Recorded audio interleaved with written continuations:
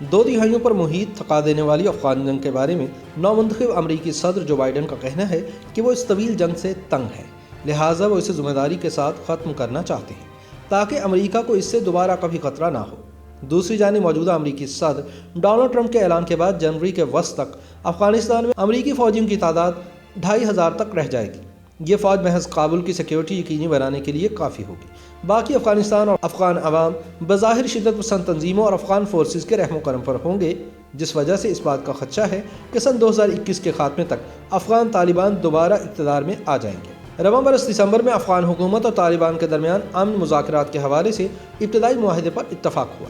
جنگ کے دوران یہ فری کین کے مابین پہلا تحریری معاہدہ ہے۔ امریکہ نے اس کا خیر مقدم کرتے ہوئے اسے تشدد کو روکنے کے لیے ایک اہم موقع قرار دیا ہے۔ دوسری جانب افغانستان کے لیے سن 2020 کئی پہلوؤں سے بہت ہی غیر معمولی سال رہا، لیکن ان 365 دنوں میں سے صرف 10 دن ایسے تھے جب کوئی پرتشدد کارروائی نہیں ہوئی۔ پورے سال میں شاید یہ 10 روز کوئی بڑی تعداد نہیں، لیکن افغانستان کے حملوں اور دھماکوں سے لبریز کیلنڈر کے لیے یہ انتہائی غیر معمولی بات ہے۔ افغان طالبان چند برسوں سے عید پر 3 روزہ جنگ بندی کا اعلان کرتے آئے ہیں، لیکن اس سال انہوں نے دوحہ میں امریکہ کے ساتھ امن معاہدے سے قبل 1 ہفتہ تشدد میں کمی کا بھی منایا۔ اس طرح یہ اتنی چھوٹی سی پیش رفت بھی پیسے ہوئے افغانوں کے لیے شاید بہت اچھی خبر تھی۔ دوحہ معاہدے کے تحت چند اعتماد سازی کے اقدامات کے بعد 2 اصل فریقین افغان حکومت اور طالبان رواں برس ستمبر سے آمنے سامنے بیٹھ کر دائمی امن کا کوئی راستہ تلاش کر رہے ہیں۔ پیش رفت سست ہے، لیکن اطمینان کی بات یہ ہے کہ جاری ہے۔ بعض مبصرین کے خیال میں یہ امریکہ کے ساتھ بات چیت سے بھی زیادہ مشکل مرحلہ ہے۔ طالبان اور افغان حکومت کے درمیان ایک اہم پیش رفت 2 دسمبر سن 2020 کو سامنے ہے، جس کے تحت وے فارورڈ معاہدے پر دستخط ہوئے۔ اس معاہدے نے بین الافغان بات چیت کا فریم ورک مہیا کر دیا۔ اس سمجھوتے کی یہ اہمیت ہے کہ طالبان نے کابل حکومت کو پہلی مرتبہ باضابطہ طور پر ایک جائز فریق تسلیم کر لیا ہے۔ اب کہا جا رہا ہے کہ سن 2020 سے زیادہ اہم افغانستان کے لیے سن 2021 کا سال ہوگا، اور امن اسی صورت میں ممکن ہو سکتا ہے جب طالبان اور کابل حکومت اپنے موقف میں نرمی دکھاتے ہوئے ایک دوسرے کو جگہ دیں، دوحہ عمل کو کسی مثبت منطقی انجام تک پہنچائے۔ عالمی برادری ان کی مدد کرنے کے لیے پہلے سے ہی تیار ہے۔ 24 نومبر کو جنیوا میں ایک بین الاقوامی کانفرنس میں امریکہ، برطانیہ، یورپی ریاستوں، جاپان اور دیگر کچھ ممالک اور بین الاقوامی مالیاتی اداروں نے اگلے 4 سالوں میں افغانستان کو $4 ارب فراہم کرنے پر اتفاق کیا ہے۔ افغانوں کے لیے یہ پیش رفت تبھی مفید ثابت ہوگی جب فریقین اپنے موقف میں غیر معمولی لچک دکھائیں گے اور تشدد میں کمی لائیں گے۔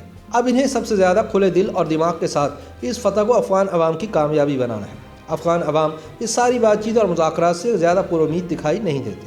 اس سال نومبر اور دسمبر خونی ترین ماہ قرار دیے جا رہے ہیں۔ درجنوں افغانوں کی روزانہ اموات کے علاوہ افغانستان میں صحافی بھی محفوظ نہیں۔ محض نومبر اور دسمبر میں 3 جبکہ پورے سال میں 7 صحافیوں نے اپنی جانیں گنوائیں۔ کابل میں افغان صحافی اور مصنف بیبرک درویش کے مطابق طالبان کو ایک سیاسی پتہ دیا گیا، ان پر بعض پابندیاں ختم کر دی گئی۔ اسے ہم ایک بڑی پیش رفت کہہ سکتے ہیں، لیکن دوسری جانب اس بات سے بھی انکار نہیں کیا جا سکتا کہ اس سال عام لوگوں اور سرکاری اہداف پر زیادہ حملے ہوئے۔ قطر معاہدے کے بعد تشدد میں اضافہ کئی سوالات اٹھاتا ہے۔ اگر لڑائی جاری رہی تو ظاہر ہے کہ سیاسی فائدہ کچھ نہیں ہوگا۔ سن 2019 میں وزیر اعظم پاکستان عمران خان نے بھی امریکہ کا دورہ کیا اور افغانستان سے نکلنے کی جلدی میں صدر ڈونلڈ ٹرمپ نہ صرف پاکستان کو افغانستان کے مسالیتی عمل میں کردار دینے پر آمادہ ہوئے، بلکہ انہوں نے اسے ڈرائیونگ سیٹ پر بھی بٹھا دیا۔ پاکستان کا دعویٰ ہے کہ اسی کی کوششوں سے طالبان پہلے امریکہ اور اب افغان حکومت کے ساتھ مذاکرات پر آمادہ ہوئے، لیکن پاکستان کے لیے بڑا چیلنج یہ تھا کہ وہ بیک وقت افغان حکومت اور طالبان کا اعتماد کیسے برقرار رکھے۔ اسی سال ایک طویل عرصے کے بعد افغان حکومت کے اعلیٰ عہدیداروں، جن میں ڈاکٹر عبداللہ شامل ہیں، کہ اسلام آباد کے سفارتی دوروں سے اشارے ملے کہ کابل بھی پاکستان سے قدرے خوش ہے۔ بعد ازاں وزیر اعظم عمران خان نے بھی کابل کا دورہ کیا اور افغان حکومت کو اپنی حکومت کی حمایت کا یقین دلایا۔ دوحہ معاہدے کے تحت مئی سن 2021 تک کاغذوں میں تمام امریکی فوجی واپس چلے جائیں گے، لیکن امریکہ کی کوشش ہے کہ کچھ فوجی افغانستان میں موجود رہیں۔ لیکن کابل انتظامیہ کے ساتھ طالبان کے کسی سمجھوتے تک پہنچنے سے قبل ایسا ہونا مشکل دکھائی دے رہا ہے۔ اس لیے خدشہ ہے کہ کسی بین الافغان معاہدے کے بغیر امریکی انخلا افغانستان میں خطرناک خلا کا سبب بن سکتا ہے، جس کے نتیجے میں کابل سے 2 دہائیوں پہلے نکالے جانے والے طالبان کے دوبارہ اقتدار میں آنے کے واضح امکانات موجود ہیں۔